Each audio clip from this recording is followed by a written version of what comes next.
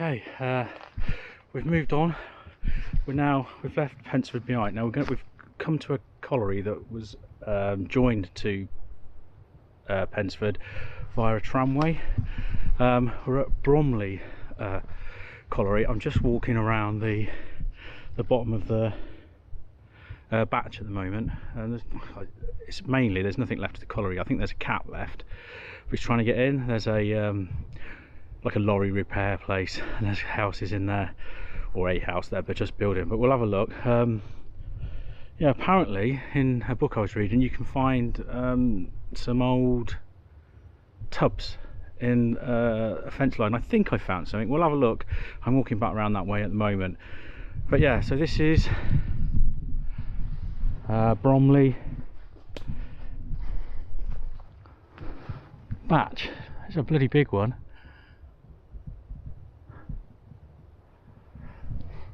But yeah, so we'll walk back along here, back onto the road, and see if we can get any closer to where the actual quarry was and where the tramway left it to go to Pensford. See, there's a big piece of cast iron here. I'm not sure what that could be. I wish I'd have brought my pickaxe with me and dug it out, but yeah, I don't know. It's weird. Is that a pull for the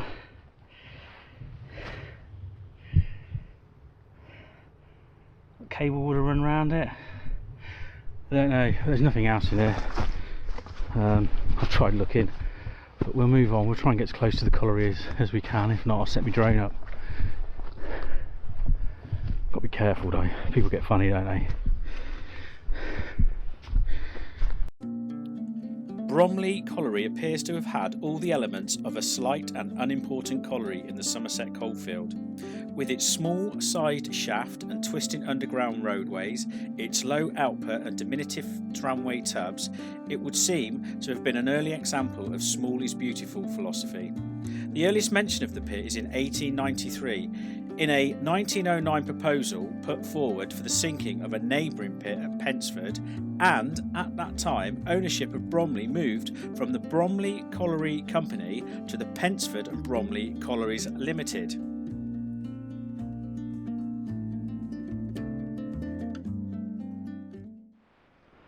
So that's the area of the colliery there. I think the tramway came off on the other side of that. We'll try and find it. It's a nice little house they're building. It's an old building there. It's kind of been incorporated into the newer buildings. So I'm just wondering if that's one of the original buildings.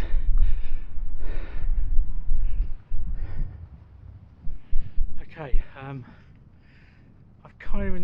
in the area where the tramway came off from Bromley. I'll just show you now. There's a lot of work going on. That looks like a shot clay pigeon shooting area. But it came across here, a lot of it's been filled in, and it went straight ahead there. Now I don't know if you can see in the distance, I might have to zoom in. You can see Pensford Colliery. So I'm going to walk over there a bit. There's a bridge. I've got to be careful because obviously it's some farmers' land, but I'm going to try and get on this brow of this hill and have a look. So we're following the tramway now that took the coal from Bromley to Pensford and then on to the Bristol North Somerset Railway.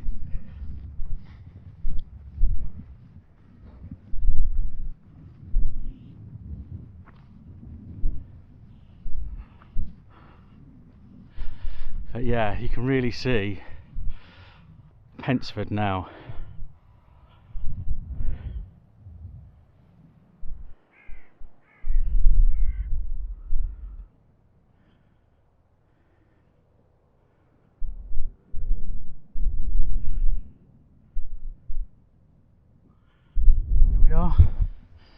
On the tramway going towards Pensford.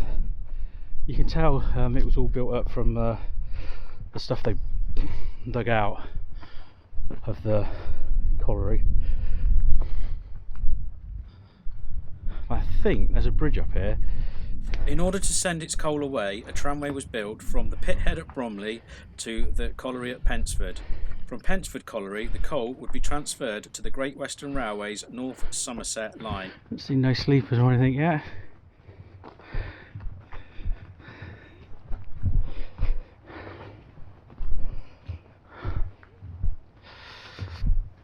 Ah, some cable. Well, well, well. Tree down.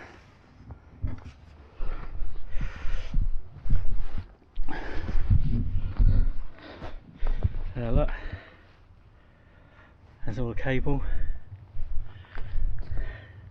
Unhappy with locomotives providing the power for the tramway, the company installed a main and tail rope haulage system.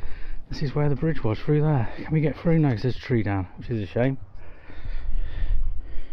About 1937, the wooden bridge carrying the line over the Stanton-Drew-Stantonwick Road caught fire and collapsed, preventing the use of the line until it could be rebuilt. It is said that some of the local residents were not slow to salvage some free firewood.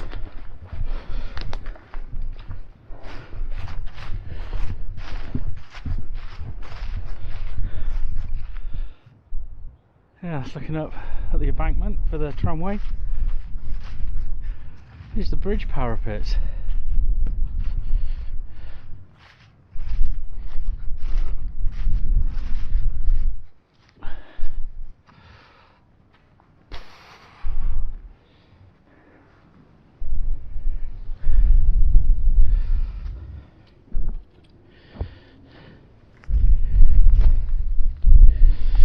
There's nothing here, just that cable. It's a bit weird though, because that's, where did the bridge cross? Just here. So this has just been dug out a bit. Let's try and get on the roadside.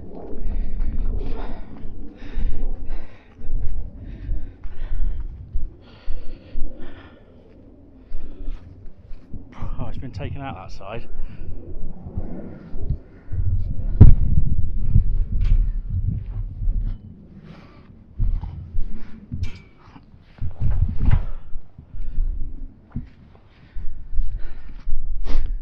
Ah, there it is. There's the parapet that side. Just see the stone in there. So it came across at an angle.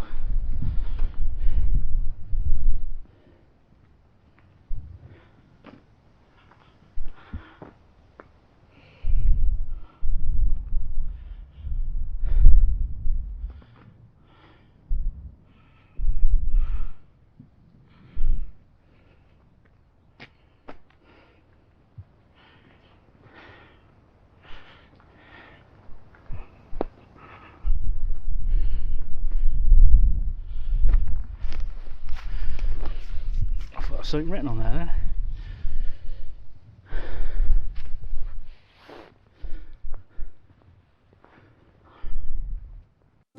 The costs of working at Bromley were always high, and there was also the expense of 2d 49p per tonne in 1914 of taking the coal to Pensford.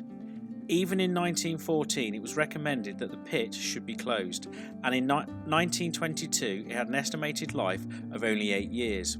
Under the National Coal Board, therefore, closure was really only a matter of time. Modernisation was impossible underground because of the tortuous roadways, and the small size of the shaft prevented an increase in output. Gradually the pit was run down. In 1932 there were 230 employees, in 1946 there were 157, and in 1951 only 67 men remained. Output was the lowest in Somerset, about 10,000 tonnes in 1951. Bromley was also the last pit in Somerset to use horses for hauling tubs underground, 4 being in use in 1955.